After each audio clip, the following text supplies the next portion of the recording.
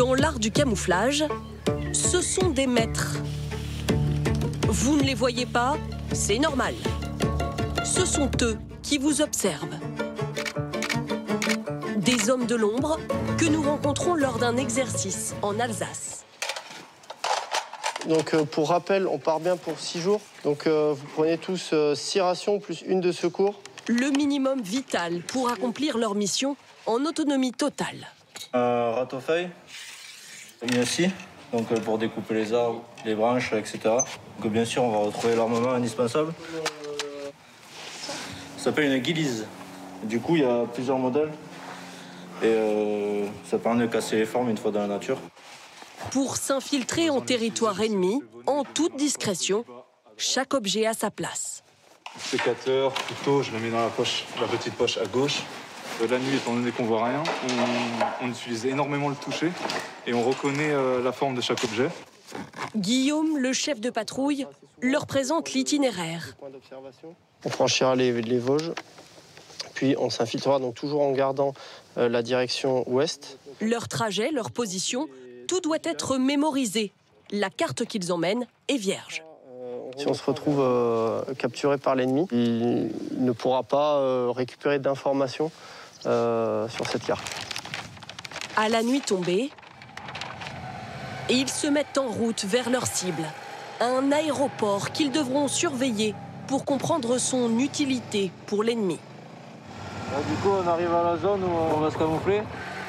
Au plus près de la ligne de front, passage en mode furtif.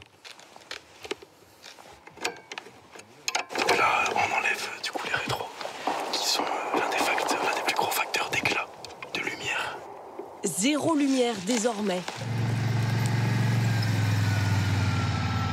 Enfin, les véhicules s'arrêtent, disparaissent. Les derniers kilomètres se font à pied, avec 60 à 70 kilos sur le dos. Alors là, la fatigue commence à se faire sentir aussi. Mais il faut qu'on reste sur nos gardes et le plus attentif possible.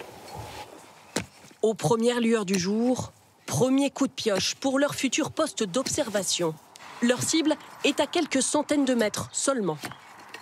Il faut tout donner, quitte à se relayer entre nous, pour vraiment être enterré au plus vite. Comment construisent-ils leur cache? Nous n'en dirons pas plus à leur demande. Pas question de donner trop d'indices à des armées adverses. L'un après l'autre, ils se fondent dans la nature.